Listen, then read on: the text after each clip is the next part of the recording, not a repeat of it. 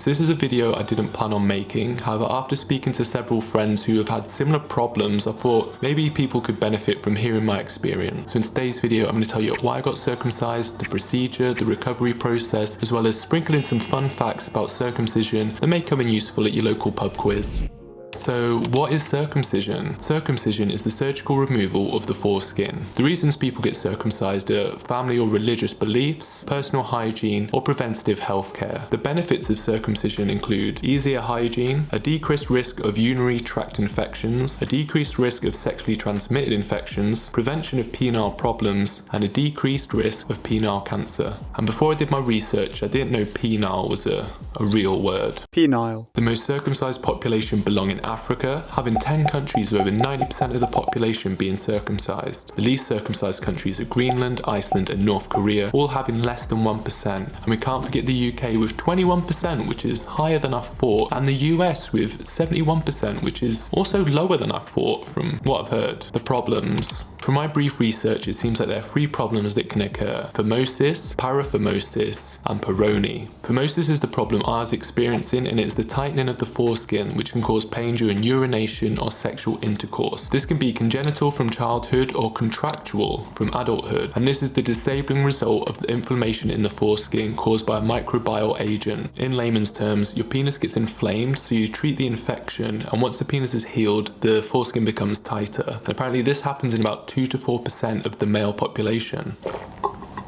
There is also paraphimosis, which is the exact opposite, where the foreskin gets stuck behind the penile gland, my new favourite word. This can cause swelling, pain, and loss of blood flow to the area. And finally there's poroni, not to be confused with the beverage. This is usually caused by an injury to the penis, which creates scar tissue and then plaque builds up, creating poroni disease. And this can lead to erectile dysfunction issues. The treatment options. Circumcision is not the only option when it comes to treating these conditions. There are stretching exercises, steroid creams, and a plethora of home remedies, and to be honest, I've tried most of them over the past year and none of them worked for me, but they could work for you. The operation. Now I'll be honest, I was a little scared going into this operation. I've never had any surgeries before, and with this surgery you're literally putting your whole life into someone else's hands. However, it wasn't that bad. A little uncomfortable, similar to being at the dentist, just a little more up close and personal. All they do is inject the area with local anesthetic, wait for it to go numb, and you're in and out within an hour. The recovery. Now as I said, it was the surgery I was worried about, but really it should be the recovery I was worried about, because it's about 4 to 6 weeks until you're fully healed, and 4 to 6 weeks with a sore penis is literally like 4 to 6 weeks in dog's years. It lasted forever. For the first 3 to 4 days I couldn't even leave the house. I'd watch Netflix, slept, and waddled back and to from the bathroom. I'd also suggest getting some painkillers for the first few days, as it's pretty painful.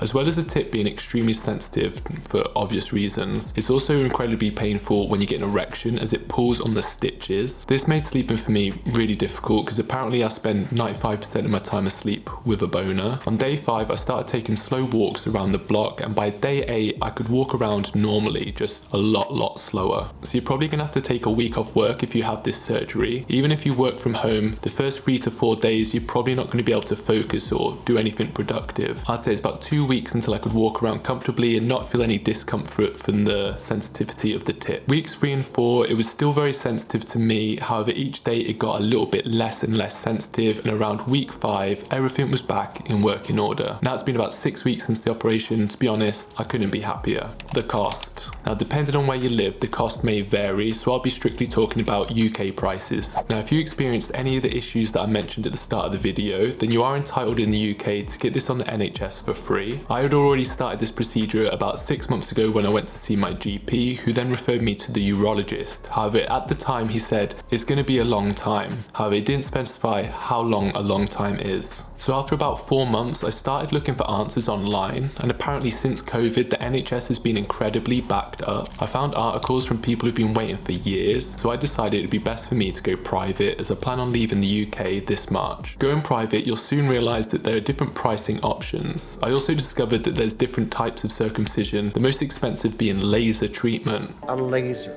Although this is a lot more expensive, if you have the money it could be worth it for you. The recovery time is only about 2 to 3 weeks, and apparently the operation leaves the area more aesthetically pleasing. I decided to go for the traditional surgery as it's been around for thousands of years, and it's also the cheapest. So the operation cost £950, that was the consultation, the surgery, as well as they offered great support before, during and after it was completed. I'm now completely healed, pain-free, and happy that I had it taken care of. If you're a male who's experienced any of the issues that I've talked about in this video, I highly encourage you to get it checked out and that you have nothing to worry about.